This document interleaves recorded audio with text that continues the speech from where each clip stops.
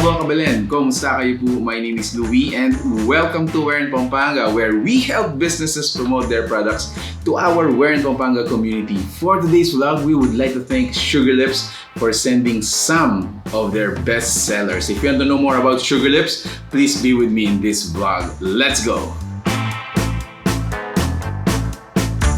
So there you have it, guys. Thank you so much, Sugarlips, for sending us your bestsellers. Sabi ko po na these are just some because they do actually customize based on your preference. So kung ano yung requirement ninyo on the design and anything else sa aspect ng cake or cupcakes na gusto nyo, they can actually do that. So before we get into the details, let me tell you guys that this is a partnership video. So more than a review, it's actually a highlight and a feature of their products. Now for the cupcakes, so these are just kumbaga, these are the plain and regular cupcakes na mention ko po sa inyo that they can customize your cupcake. So they can, you know, design it for a kiddie party, for a wedding, a debut siguro. Anything else, they can actually customize it. So mga pinadala po nila sa atin are the red velvet, chocolate, and vanilla. I guess I'm gonna go later on for the red velvet. For the loaves, we have banana as well as the carrot cake. Now, for the highlight of this video, actually, isa sa mga bestseller po nila are yung mga cheesecakes po natin. For only 550 pesos for these lovely cakes, we have apple crumble, banana fosters, and very, I think I'm gonna stop talking here because I'm gonna taste yung kanilang mga cheesecakes. I'm gonna dive straight to the cans. Ooh, wow! Actually, peanut bottom part niya, which is the crust, I think meron pa siyang mga nuts. Very blueberry cheesecake. Wow! Wow! Wow, this is super overload, guys.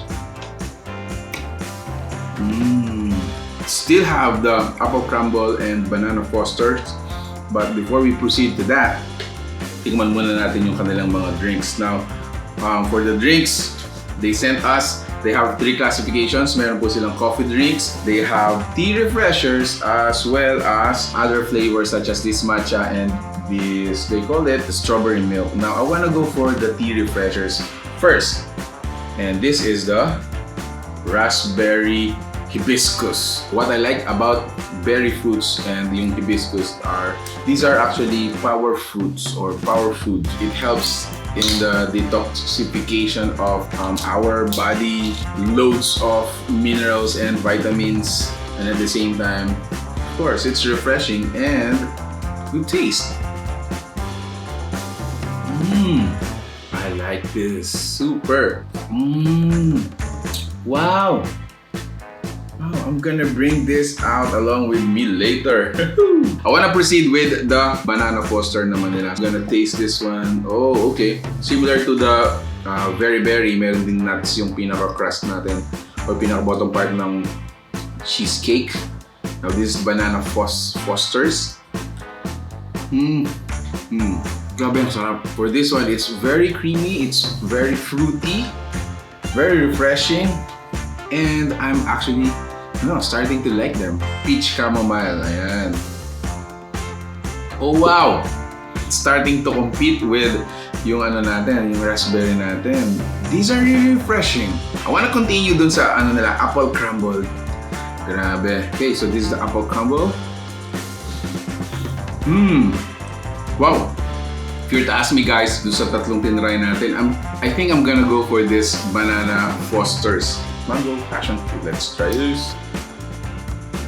Oh wow! It has a different taste from this peach chamomile at saka yung raspberry natin.